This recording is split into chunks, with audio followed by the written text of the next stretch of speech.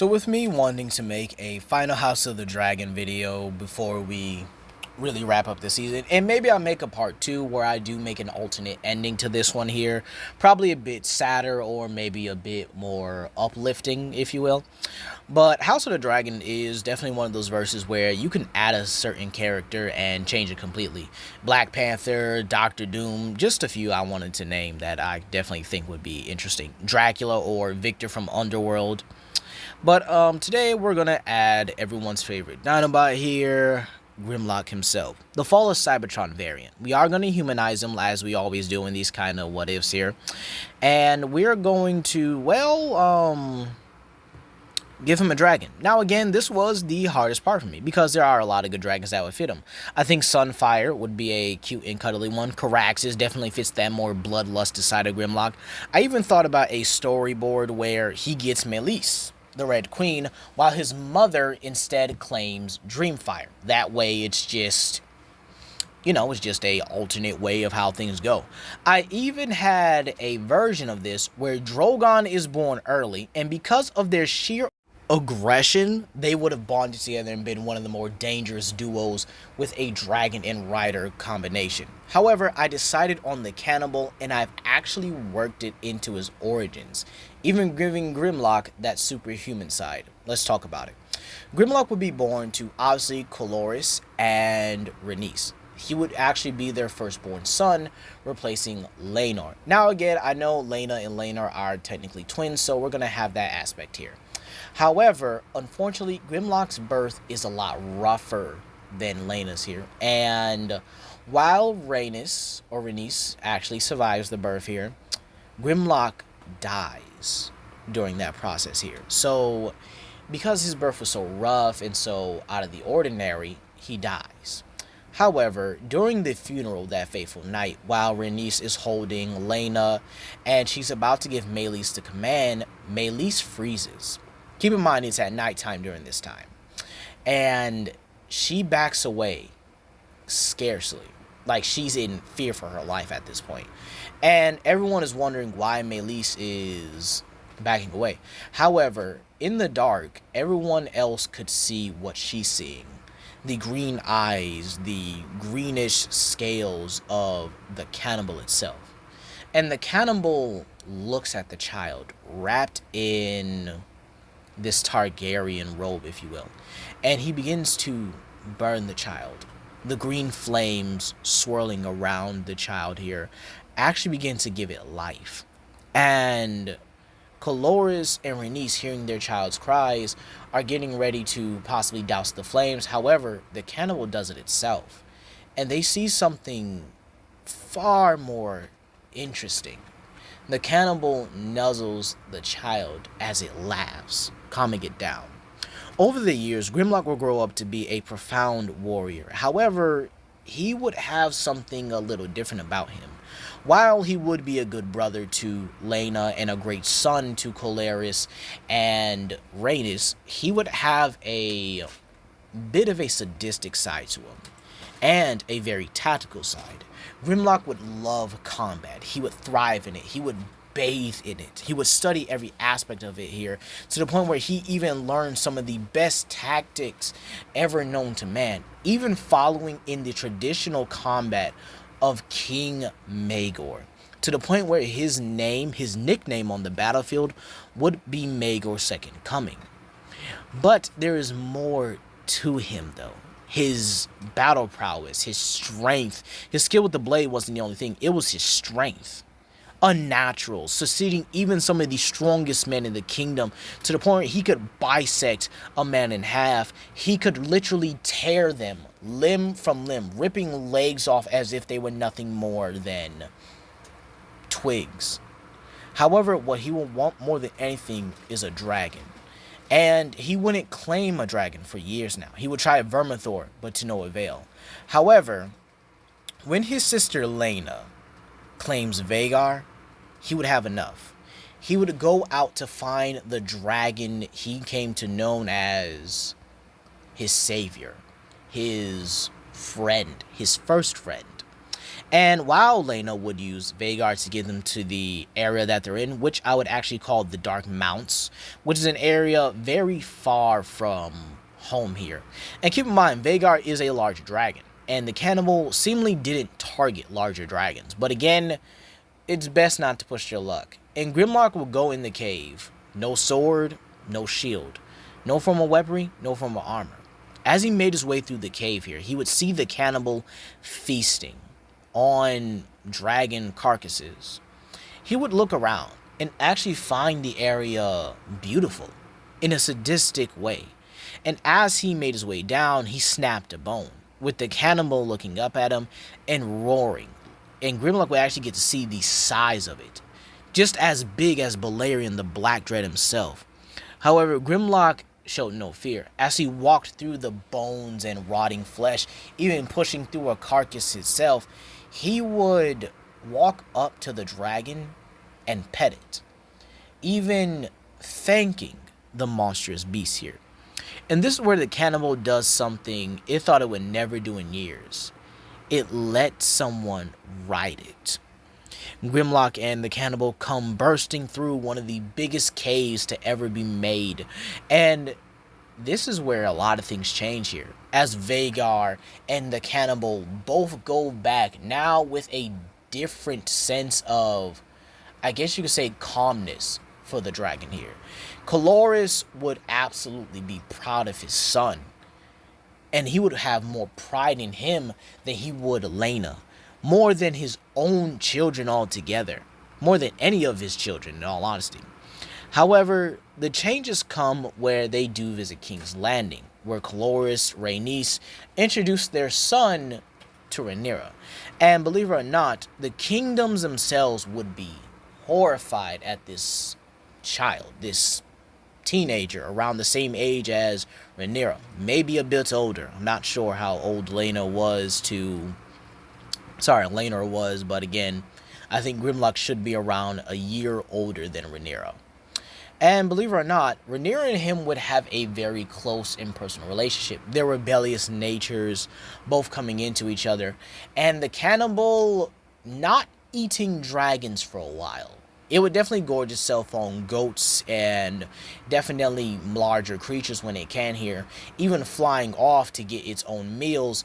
But again, it would come back with no hesitation and be outside of the city like Vhagar. Now, Grimlock and Rhaenyra would have their special night together. The same way Rhaenyra basically seduced Criston Cole, she would seduce Grimlock in that situation, to where it would actually be much more of an intimate relationship. And, well, this wouldn't be seen too bad in the eyes of Viserys, but again, inevitably, they would wed each other. And believe it or not, this wedding would be a lot different, because again, Grimlock is taking the place of Laenor.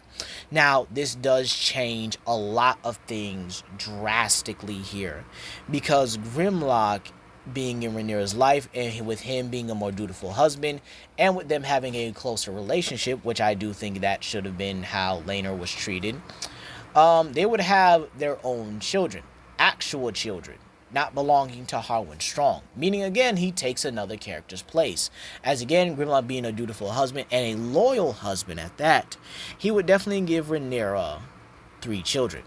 Lucerys and Jaehaerys would both belong to him. However, they would have a daughter, that daughter likely being named Visnea, which I do think that Rhaenyra would definitely name her daughter that, and at least Grimlock would name his children that as well. Now, Lucerys and Jaehaerys both being darker, and again being Grimlock's children, Grimlock would teach his children how to fight, definitely quelling that more aggressive side in Jaehaerys as well, which he would inherit it from his father, while Visnea would basically be her own. And believe it or not, she would probably inherit a bit of her mother's more calmer side while having her father's aggression. Grimlock would teach his boys everything there was about his dragons. And keep in mind, and I'm sorry I forgot to mention this earlier, but Grimlock and the cannibal would have a very deep connection, to the point where they feel each other's emotions. If Grimlock even gets the slightest bit angry, the cannibal is going to burn somebody automatically, without him saying Dracarys. Now, this is where we also have to go into the facts that, sorry, what I meant to say earlier before I went into that is that Grimlock would definitely have a good relationship with his sons, to the point where he teaches them how to fight properly, and them being, well, masterful warriors, and mind you. And he would also have a deeper connection with his nieces, Bela and Rhaena. Rhaena especially, as she would be longing, wanting to have a dragon. And when her egg doesn't hatch, Grimlock decides to take her out, and she claims sea smoke instead. Now again, I do think that is a very proper move here than giving her sheep still. And Grimlock would also train her to understand sea smoke, inside and out. And she would also become a masterful dragon rider. Now, Rhaenyra and Grimlock's marriage, not even complicated one bit. He's a loyal husband, she's a loyal wife. They both have their desires. However, Grimlock is now more tempered because of Rhaenyra. However, Rhaenyra does love his aggressive side, and she trusts him fully. Now, another change in the story is when Criston Cole is training the sons. Now again, Criston Cole in this timeline doesn't have a real personal vendetta, but he is a bit more biased towards, well, Viserys' actual children, or his sons here. And again, this is where we actually see another change here. When Lucerys actually fights Aegon, Lucerys beats Aegon in a duel, in the practice duel, badly. This then causes Criston Cole to try and boast Aegon, trying to get him to be more ruthless, while Grimlock tells his son to focus and to keep it up.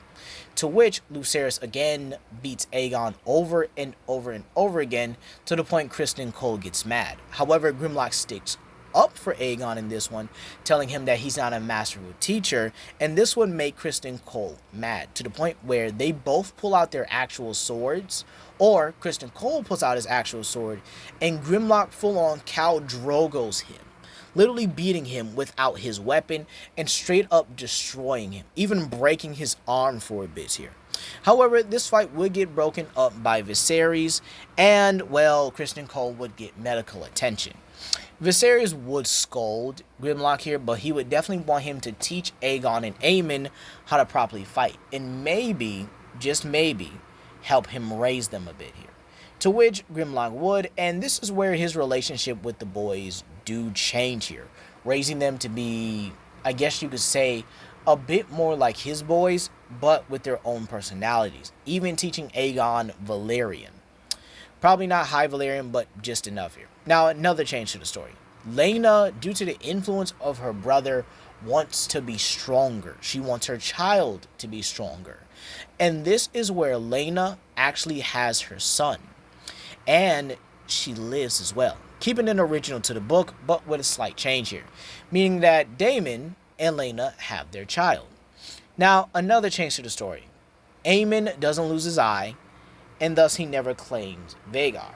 Now, Aemon kind of feels a little bit left out, a little bit abandoned here, as Aegon and his sister Helena obviously have dragons, right? He's the only one in the family without a dragon. However, Grimlock takes him under his wing, kind of giving him that big brother or master and student relationship. And he teaches Aegon to look his dragon in the eye, to be braver, to be, I guess you could say, more fearless, if you will.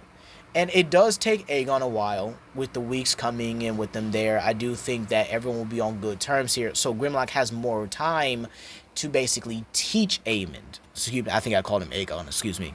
So he teaches Aemond how to be stronger, how to be a bit more braver than himself here. And Aemond does reciprocate this. He does way better. He shows progress to the point where the fruits of their labor come when Aemond claims Vermithor. And I think this is a dragon that would have suited Aemond and actually redeemed himself, rather than him being able to get Vhagar out of just coincidence, you know?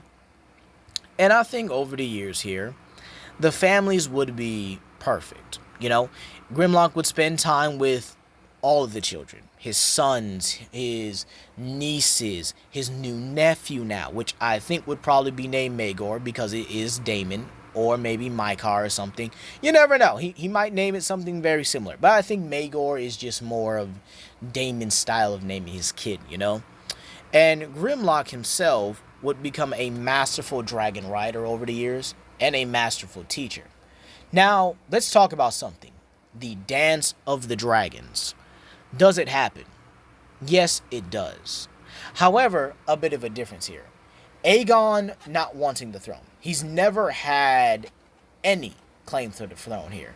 And with, Rhaenyra and her family, I don't really see, and with the family being on much better terms here, I don't think Aemon, Helena, and Aegon would try to take the throne. I actually do think that when Viserys dies, Rhaenys likely does sneak out. However, she leaves with Aegon on Sunfire and Aemond on Vermithor and Helena on Dreamfire. They leave in the middle of the night after discovering this happens here. And believe it or not, I do think Grimlock would be a bit more adamant about them kneeling to show their loyalty. However, they would be more grateful to him because he actually taught them, he actually raised them. They see him more as a father than anything. So, Otto goes to the only child he can influence. And that would actually be, and if I believe I remember his name correctly, Daeron. Daeron will ride the dragon to Syrian. And believe it or not, I think it would be more of a Hightower war now.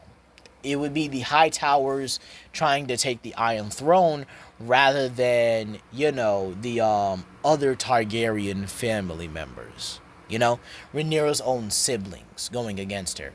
And this would actually change a lot. You see, Grimlock and Daemon, both being masterful tacticians, I would definitely say Grimlock is a bit better because he actually studied war and thrived in it. They would decimate kingdoms. Vermithor, Dreamfire, Sea Smoke, Moon Dancer, Vermax, and Arox, which would actually be pretty big at this time as well, closing in on the size of Drogon in my opinion. And believe it or not, having all these dragon riders plus the cannibal, this means that, Daeron is fighting a losing battle, and maybe would try to turn his own family on the others to try to get him on his side. However, it wouldn't work. Through the coming years, the Dance of the Dragons would be very one-sided. The Hightowers and anyone who doesn't want Rhaenyra or a woman to be queen would happen. However, this is where I could definitely see Larsa seeing that, they're on the losing side and baits Daeron to fight in one of the wars here. However, it would be a miscalculation as one of these wars would actually have Grimlock and the Driftmark army by his side going up against Daeron and Tessarion. So this would actually be a repeat of Balerion versus Quicksilver, except with the cannibal. This would be a sadistic death. Grimlock laughing to his heart's content as the cannibal plays with his food here. Tessarion tries to fight back the best it can, but the cannibal simply laughs at it. A dragon and his owner laughing at them as if they're nothing. To which, when they're done playing with him, Tessarion and Daeron are ripped limb from limb and thrown to the ground to show their power, to show their dominance. And believe it or not, that pretty much would wrap it up. The Dance of the Dragons is over. Otto Hightower and likely Criston Cole as well get executed, with Grimlock likely killing Criston Cole in a trial by combat, embarrassing him by the way, and then Otto Hightower executed by, Daemon, to which I think he would have a field day with that. Now, over the coming years here, Grimlock would actually want to stay with Rhaenyra, and would advocate his throne to Daemon, surrender it even. And this means that Laena and her children are now heirs. His son is now an heir, and I think Daemon would definitely be caught off guard by this because Grimlock definitely would make this kind of move here, seeing that as how he would become a bit more humble, a lot less aggressive over the years, and he would have a peaceful life. He would probably want it, a little cobble to it here.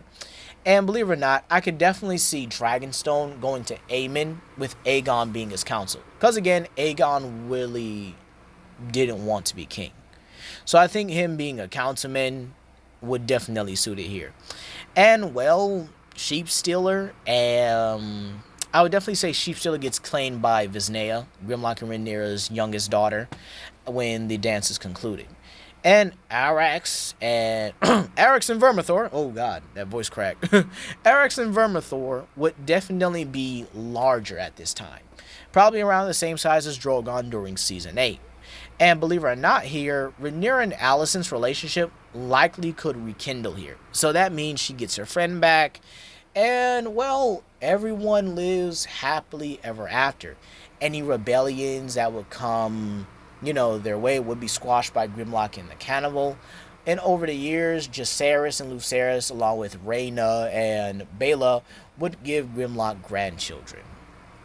So I think that, yeah, this is what would happen if Grimlock would naturally be in Game of Thrones or in House of the Dragon.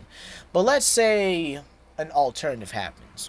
Grimlock gets longevity due to his connection and his blessing from the Cannibal. Where would he go from here, right? Let's say this what if gets a little crazier. Well, Grimlock would likely go on to watch his children and watch his children's children and their children's children grow up.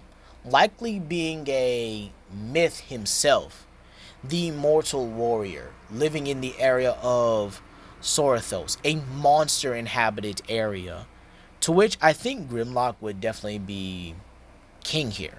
He would definitely go on exploring the world with the cannibal, seeing all different kinds of dragons, some obviously being eaten by the cannibal, quite obviously, right? But he would find dragons maybe as big as his or maybe smaller than his. The smaller ones are probably going to get eaten, but it is what it is here. Dragons of different kinds. There are even dragons of different species. And I think over the years, though, he would accommodate and definitely, I would probably say assimilate more combat forms into himself from different kingdoms, from different warriors, even some of the Dothraki. And believe it or not, I definitely could see him going to other regions with other dragons. Possibly even a Asian region where the cannibal does encounter some Chinese dragons. I think those would be pretty cool to see in Game of Thrones. And again, we are getting more fan fiction here, but maybe Grimlock falls in love with another woman and he has another generation of children to where they actually tame these much more powerful and more adaptable sea dragons over the years here. And again, he would only appear when his family needed him the most, seeing another one of his generations just thrive. Basically be the king of the world, if you will. But that's going to be all for today, guys. Please comment down below, like and subscribe and share with your friends. And let me know if you want me to make an alternate ending where Laena dies and Grimlock marries somebody else in the story to keep it original. But hey, that's going to be all for today. Please comment down below, like and subscribe and share with your friends. This is Legendary Grimlock, and I hope you guys have a blessed day. Peace.